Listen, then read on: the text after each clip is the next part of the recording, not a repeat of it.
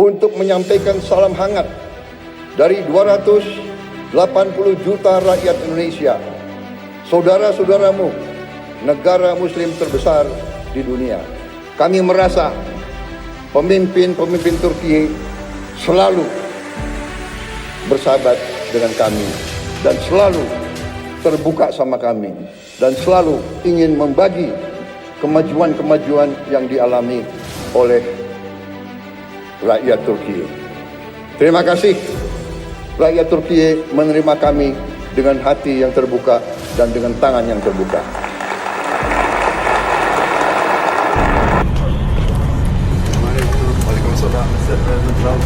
Thank you very much. Thank you very much. Thank you very much. How are you? Are you good? Yeah. Oh, cool.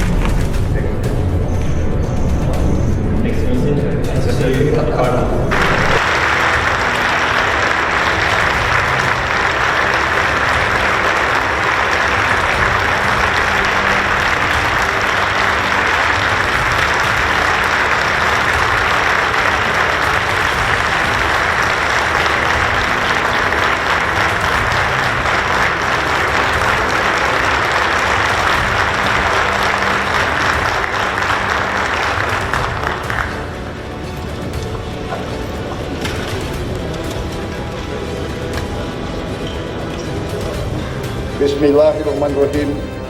Assalamualaikum warahmatullahi wabarakatuh. Yang terhormat Profesor Numan Kurtulmus, Ketua Majelis Nasional Agung Turki. Yang terhormat Wakil Ketua dan anggota Majelis Nasional Agung Turki. Yang terhormat para menteri dan kepala lembaga negara dari Republik Turki dan Republik Indonesia, yang terhormat para duta besar, perwakilan negara-negara sahabat, dan kepala organisasi internasional, tamu-tamu yang terhormat, hadirin sekalian, dan terutama saudara-saudara terkasih rakyat Turki yang saya cintai. Merupakan sebuah kehormatan besar bagi saya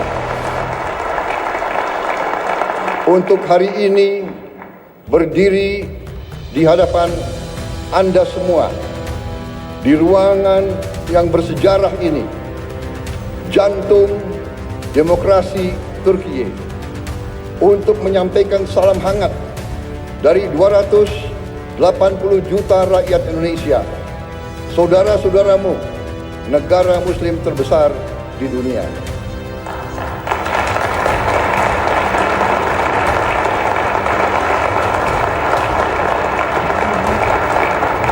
Saya ingin menyampaikan bahwa ini adalah pidato pertama saya sebagai Presiden Republik Indonesia di depan parlemen di luar Indonesia. Jadi, saya mengakui bahwa saya agak grogi.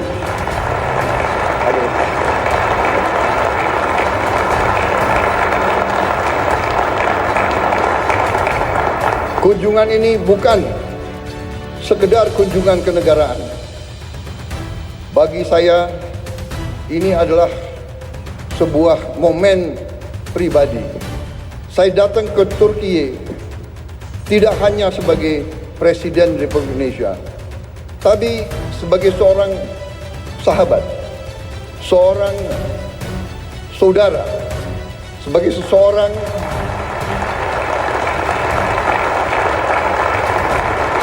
seorang yang hatinya tersentuh oleh tanah ini, oleh sejarahnya, oleh perjuangannya, oleh rakyatnya.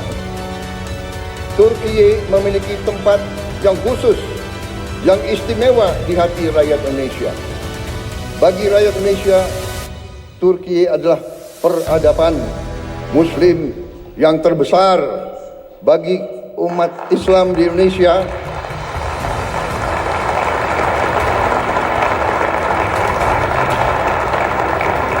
Bagi kami, Turki adalah penerus dari peradaban Osmani, peradaban Ottoman. Kita ingat dalam sejarah kita, pada saat sultan-sultan kita diserang oleh imperialis dari barat, Kekaisaran Ottoman mengirim bantuan, mengirim senjata, mengirim tentara, mengirim penasihat.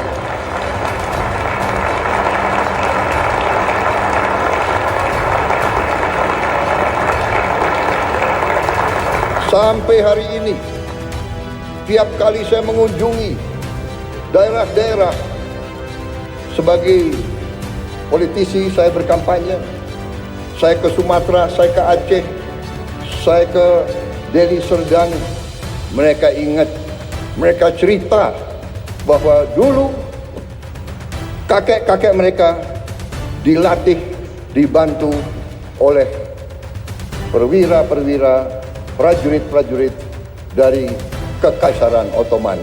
Sampai hari ini masih diceritakan oleh rakyat Indonesia. Jadi itulah hubungan kami. Itulah kenapa saya datang ke sini.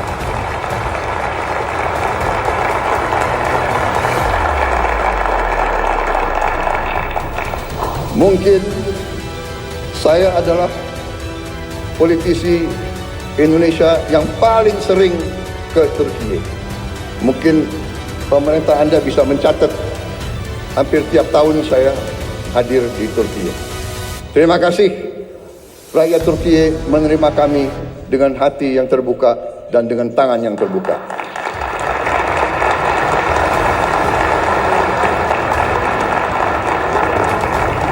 Ikatan ini lahir dari nilai-nilai yang sama. Perjuangan bersama. Perjuangan untuk kemerdekaan. Perjuangan untuk harga diri. Perjuangan untuk kehormatan. Solidaritas dan rasa kagum yang mendalam. Persahabatan ini telah terjalin selama berabad-abad. Dan sampai sekarang kami merasa pemimpin-pemimpin Turki selalu bersahabat dengan kami dan selalu terbuka sama kami dan selalu ingin membagi kemajuan-kemajuan yang dialami oleh rakyat Turki. Saudara-saudara sekalian, Majelis Agung yang terhormat, kita merasakan bahwa saat ini keadaan dunia penuh dengan ketidakpastian. Kita merasa sekarang bahwa terjadi penindasan oleh bangsa-bangsa yang besar terhadap bangsa-bangsa yang lemah. Kenapa saya bicara begini? Saya merasa kami di Indonesia melihat sikap Turki, kepemimpinan pemimpin Turki yang tegas membela mereka yang lemah, yang tegas membela perjuangan rakyat-rakyat yang tertindas, terutama saudara-saudara kita di Palestina.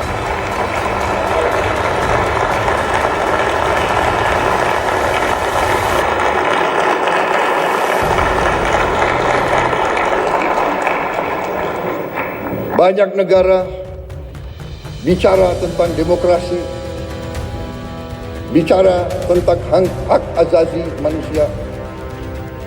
Tetapi pada saat anak-anak dibom, ibu-ibu tidak berdosa dibom, rakyat Gaza kehilangan semua kehidupan mereka, banyak negara diam, pura-pura tidak tahu, dan pura-pura bahwa itu bukan pelanggaran hak asasi manusia. Turki punya sikap yang tegas, karena itu kami merasa ingin bersama Turki membela keadilan, kebenaran di dunia yang sekarang penuh ketidakpastian.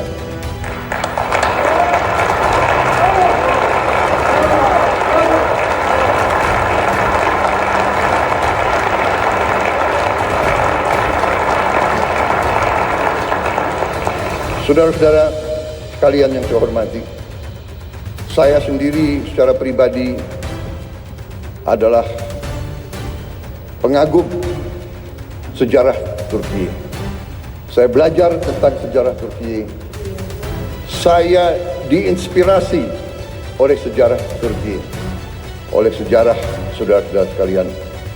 Sebagai anak muda, saya punya pahlawan, saya punya ikon adalah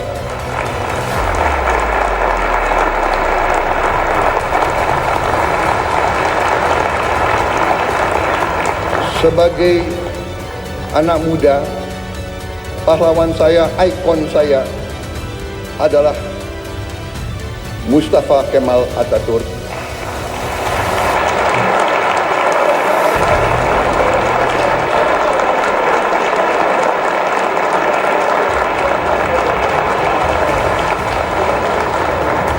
Dan Mehmet Penakluk, Mehmet Sang Penakluk.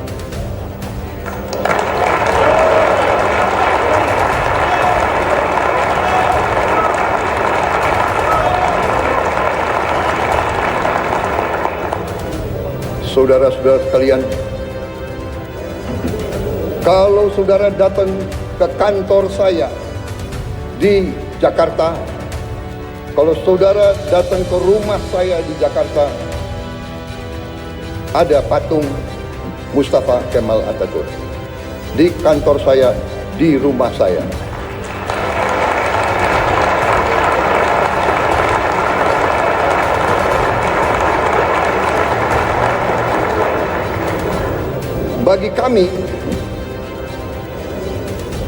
Bagi kami, tidak hanya di Indonesia, saya bicara di Global South, di negara-negara yang sedang berkembang, Mustafa Kemal Atatürk adalah sebuah ikon, sebuah contoh keberanian,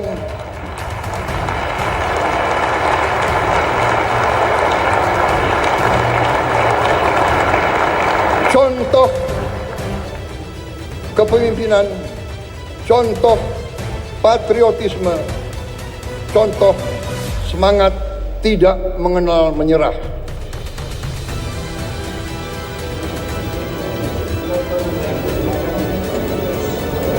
Saudara-saudara sekalian, karena itu dunia saat ini, keadaan geopolitik saat ini di dunia, menurut pendapat saya memerlukan kepemimpinan yang sama, kepemimpinan penuh keberanian, kepemimpinan penuh kearifan. Saudara-saudara sekalian, Turki dan Indonesia harus tampil, harus kuat. Saudara-saudara sekalian, kalau kita bekerja sama,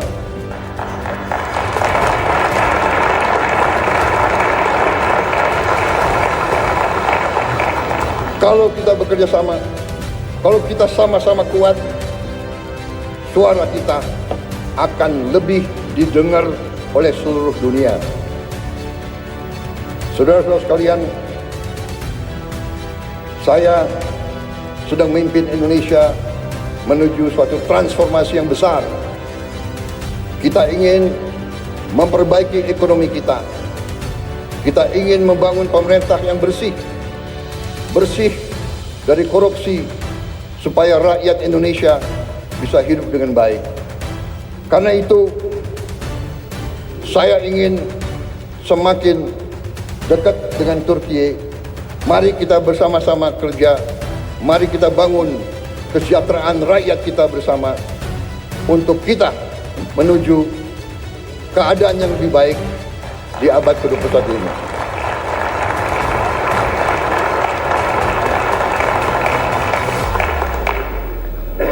Peradaban kita memerlukan suatu perjuangan mencapai hak semua bangsa untuk hidup dengan baik, hidup dengan aman, hidup dengan damai tanpa penindasan oleh siapapun. Saudara-saudara sekalian, saya yakin Turki dan Indonesia dapat berbuat yang terbaik bagi kepentingan umat manusia dan dunia. Terima kasih. Wassalamualaikum warahmatullahi wabarakatuh.